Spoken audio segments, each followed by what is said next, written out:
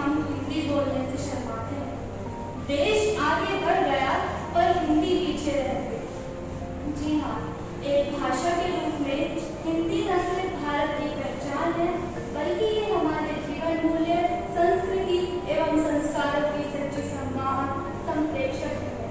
बहुत ही सरल, सहज और सुगम भाषा होने के साथ ही साथ हिंदी विश्व की संभवतः सबसे वैज्ञानिक भाषा है, जिसे दुनिया भर में समझने, बोलने और चाहने वाले लोगों की संख्या बहुत बड़ी है।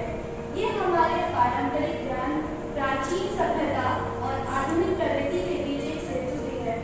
देश की स्वतंत्रता से लेकर हिंदी ने कई महत्वपूर्ण उपलब्धियां प्राप्त की हैं।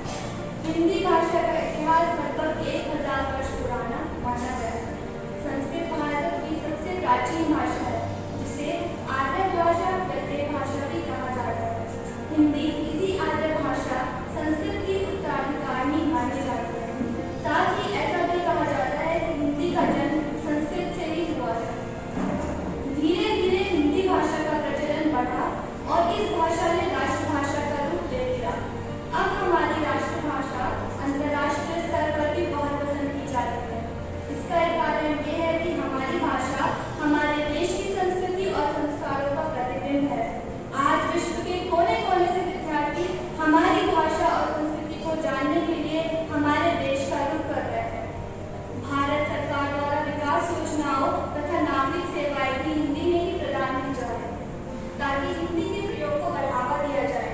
पिछले वर्षों में हमारे प्रधानमंत्री द्वारा संयुक्त राष्ट्र महासभा में भी हिंदी में ही अभिभाषण दिया गया था।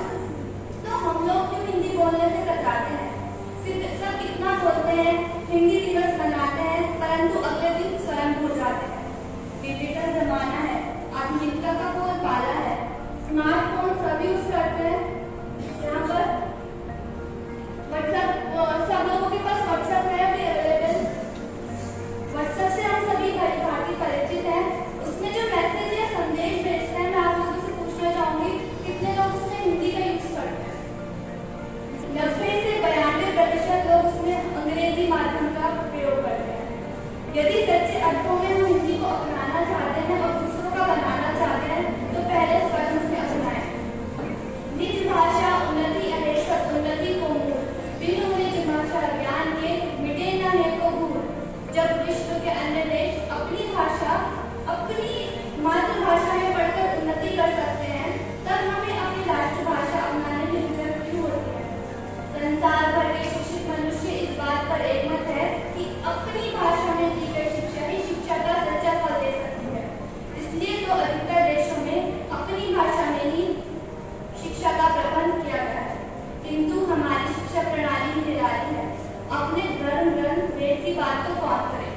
देववाणी संस्कृत को भी एक तरफ रखिए, लेकिन जब हमें अपनी सभ्यता का, अपनी संस्कृति का, अपनी भाषा का ही ज्ञान नहीं, तो उस पर श्रद्धा कैसे होगी? हमारी शिक्षा का मूल मंत्र है विद्या ददाति विनयम, पर वह विद्या व्यर्थ नहीं अनर्थकारी भी है, जिसे पाकर आज का किशोरी वर्ग अविनीर बनता जा रहा है। काव्य शास्त्र विनोदेन कालो गच्छति धीम्नाम वयस्नेन च मूर्खानां निद्रया तन्निमा। अर्थात बुद्धिमानों का समय काव्य शास्त्र के मनोरंजन में व्यतीत होता है और मूर्खों का समय नींद, झगड़े अथवा बुरे आदत में।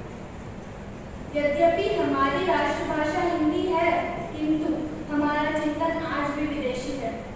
आज के इस बनावटी दौर में आवश्यकता है स्वयं जागरूक होकर सभी को जागरूक करें और अंत में अपनी